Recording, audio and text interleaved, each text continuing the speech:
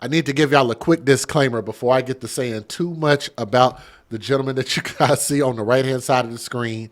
If you've never been to my channel before, we're getting this information from lawandcrime.com, so I got to give them a big shout out because they're always showing love, and I definitely appreciate them.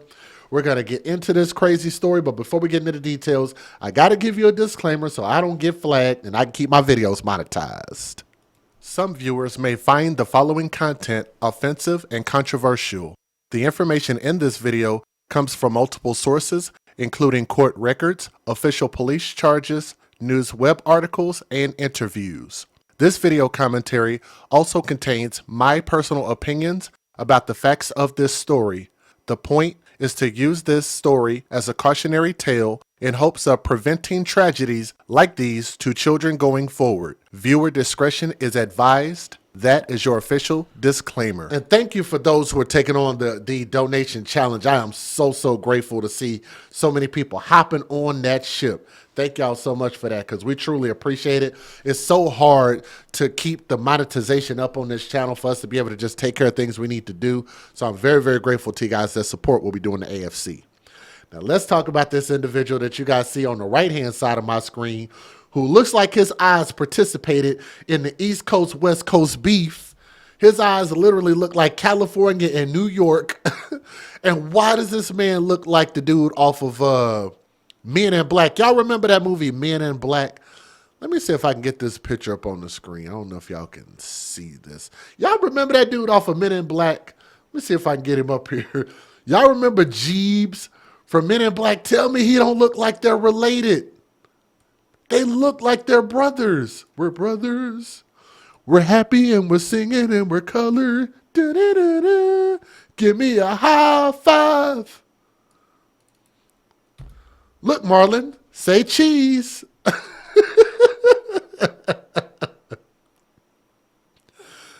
I think we got this right, y'all. I think we got this right. Tell me that is not an accurate picture of that man. Lord have mercy. We are getting this story from lawandcrime.com. So Law and Crime, thank you very much. A Florida children's book author, which is the woman, I believe, and her husband, Jeebs, over there on the right-hand side of the screen, are headed to prison for the horrifying abuse and neglect of their 3 adoptive children, which included ruptured sores, beating with what they call a whacker. I don't know what a whacker is. And feeding them only a mixture of cereal and vegetable puree. Cereal and vegetable puree. That, oh my God, that almost made me sick to the stomach just thinking about it. Anyway, Lord have mercy. Jennifer Wolfthal, 45 years old, right here, and Joseph Wolfthal, a.k.a. Jeebs, 43 years old, on the right-hand side of the screen, on Monday pled guilty to aggravated child abuse and neglect of a child with great bodily harm. As part of the plea deal, a judge sentenced Jennifer Wolfthal to 12 years in prison while her husband, Jeebs, will spend a decade behind bars. The abuse came to light on New Year's Day in 2021 when Joseph, a.k.a. Jeebs, brought one of the kids to the hospital in Almonte Springs, a suburb of Orlando. Doctors quickly realized the child was in dire straits and transferred her to a hospital with a pediatric intensive care unit. She had a staph infection, sepsis, renal and liver failure. Lord have mercy. Open infected wounds on both legs and pneumonia in both lungs. A probable cause arrest affidavit says. The sores on her right leg were infected and had ruptured.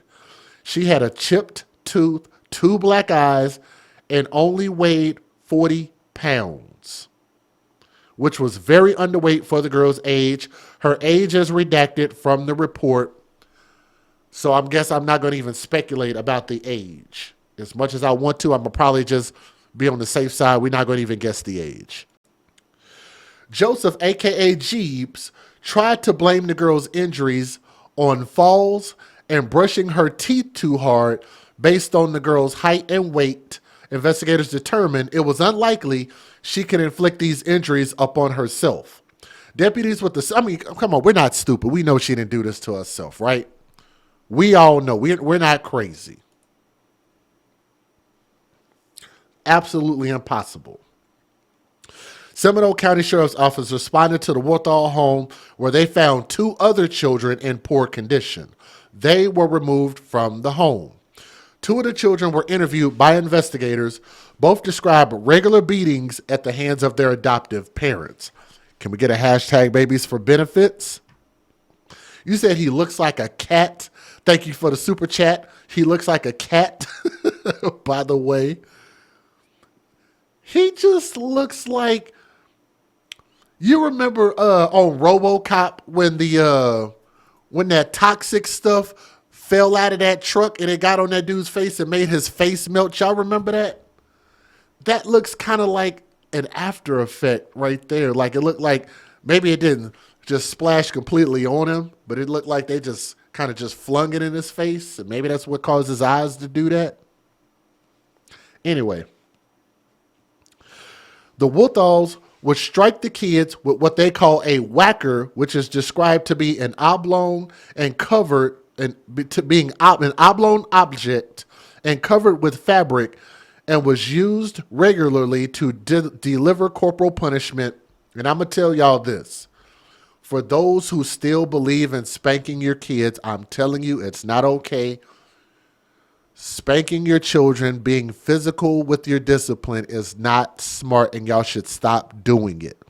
It is called lazy ass parenting. And everybody who believes in physically disciplining your kids needs to stop. A lot of us grew up on spankings. I did, my parents did, and their parents did. It's Neanderthal, it's lazy parenting, and it comes from slavery. We need to stop it, period. Parenting is not done with these. It's done up here and right here. Everybody catch that? That's real parenting. Anyway, stop doing corporal punishment. One of the kids also said that sometimes they were not allowed to eat until as late as 3 p.m. And when they were allowed to eat, the food consisted of a mixture of cereal flakes, water, and vegetable puree. Punishments, which the kids said occurred almost every night, also included exercises and writing sentences. When police searched the home, they found over 1,100 written paragraphs that said, "My body stays flat on the bed at all times. I was never given permission to move or say anything else. Now I get to write about this along with everything else. I'm a fool."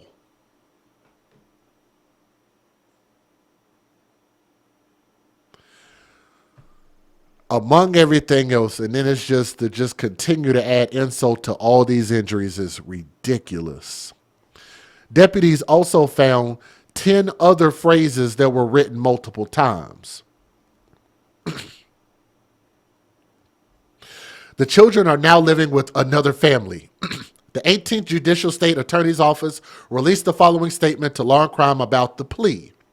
This plea and sentencing agreement ensures that the Woothalls will spend significant time in prison while it protects the already traumatized victims from the stress of having to testify. The state's attorney also made sure law enforcement and the children's new guardians supported this sentence before agreeing to it. Jennifer Wootall wrote a children's book called A Real Friend, when y'all saw that on the screenshot, A Real Friend, which remains on sale on Amazon for $6.32.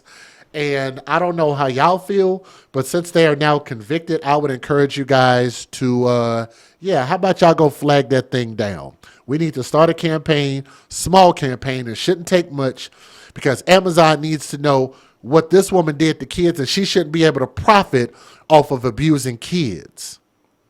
Writing a book, posting it on Amazon, and think that she should be able to collect profits from that. If I'm wrong, let me know. But I just think it would be right if they took it down on their own. I think it should be flagged down personally. Her biography described her own childhood. As a child, You would find her immersed in anything creative, from drawing, dancing, and playing teacher with her stuffed animal student. It reads. The biography goes on to say that she taught fourth grade for 8 years, so she was a teacher.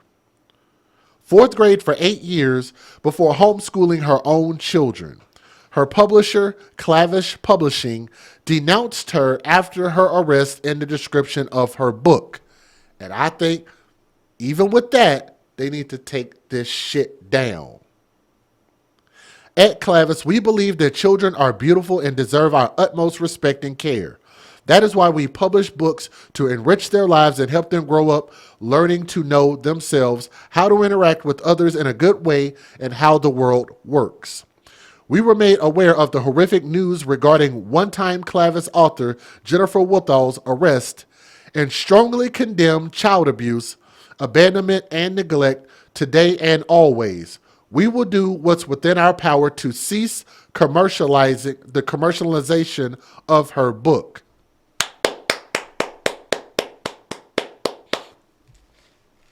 I love that. That book needs to come down. Let me give you guys, and thank y'all for showing some love for me over here. I appreciate that. Let me give you guys the fair usage, and then we'll go from there. Hopefully everything stays working. Let's get it. Some viewers may find the following content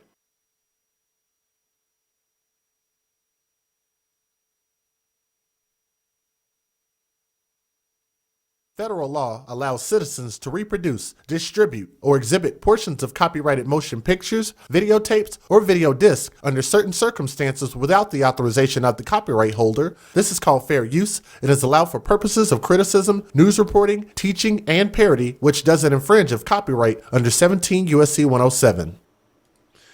For the rest of you guys, if y'all would, do me a favor and please hit that thumbs up. For one thumb up, everybody watching, it'll help us out tremendously, more than you know, to share this story and potentially make this go viral. So please help us out in that process. Let's listen to what the news had to say. Let's get it. A Sissonville couple accused of human trafficking and forced labor of adopted children, including 2 teenagers who were found locked in a barn in Sissonville.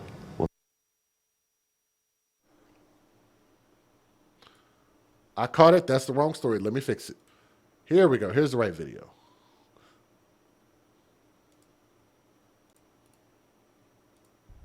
"41-year-old Jennifer Wathall of Castleberry was arrested New Year's Day on charges of aggravated child abuse and neglect after investigators say a child in her care was hospitalized in critical condition. According to the arrest affidavit, let me add this real quick. Thank you, Duck and Felonies. If you can, repost that in there. You posted the link for that book. And we also had somebody else in there said, Queen Ebony said, you can click report issue with product or seller. And that's how you can actually report that book.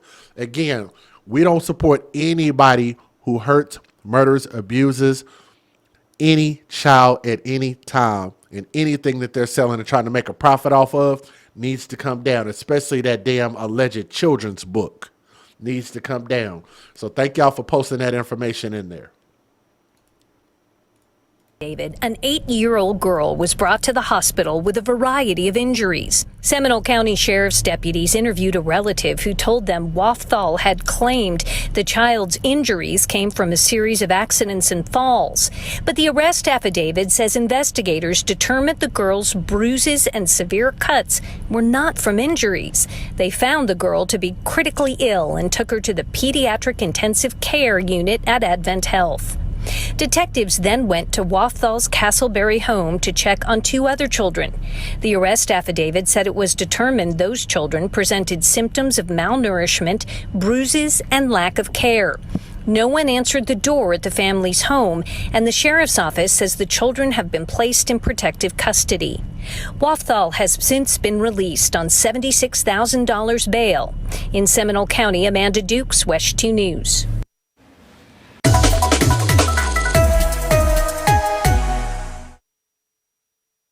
New at noon, a Seminole County couple accused of brutal abuse and neglect of 3 children have pleaded guilty. One of them was a children's book author.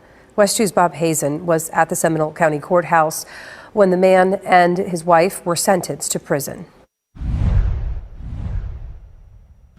Investigators say this couple viciously beat their children, didn't get them medical care, and barely fed them. They pleaded guilty here today, could have faced more than 100 years in prison, but instead they got a fraction of that. Jennifer Wolfthal walked into court with her lawyer. She's been out on bond since her arrest, but not anymore after going in front of a judge and pleading guilty. How do you plead, ma'am?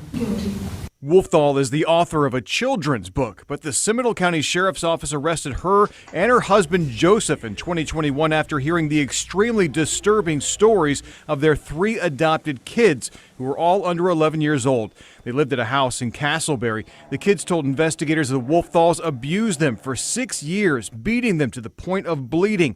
The investigation started when one daughter was brought to the hospital unconscious and in complete organ failure. They said their food was a, quote, mixture of bran flakes, cereal, water, and vegetable puree. At night, the parents would pour cold water on them in bed. They were refused access to a bathroom. The 3 children were found at the time by law enforcement to be in diapers. Today, after 3 years, both Wolfthals were in court and pleaded guilty to 6 charges. Prosecutors dropped 3 others. The judge gave each a chance to say something. Is there anything that you want to say before I impose sentence? Neither had anything to say. They could have faced more than 130 years in prison, but the deal means Jennifer Wolfthal will spend 12 years behind bars. Joseph got 10 years. Neither is allowed to have any kind of contact with the children, who prosecutors say are in much better health now that they're away from the Wolfthals. Covering Seminole County and Sanford, Bob Hazen, WESH 2 News. I want y'all to think about the level of abuse that those kids had to have gone through. I'm not going to read the injuries again, but just think about how often, how hard they beat these kids, or at least that one kid, to sustain basically death level injuries. Let me not even go back into the details. Just it turns my stomach to just hear that. But I think we owe it to these kids, because they survived, for us to be able to tell their story, for us to be able to share their story, for the world to be able to see this, to know what they went through and know what type of horrible people these were. It is so important not only to get justice for these kids, to expose these dangerous criminals, these animals. And I think that they probably should have got way more time in prison than what they got, easily double the time. But nonetheless, I get what the judge was saying, and that's all the justice we're going to get here. Right? So for anybody else, if nothing else, make sure that the world is able to see this story. Like, share, and subscribe to the AFC podcast, where we advocate for children first. Thank you so much. Leave a comment in the comment section. Or if you have a news story article, you can email it to me at the afcmatters@gmail.com. Don't send videos, but you can send news articles. That helps us out quite a bit. So thank you very much.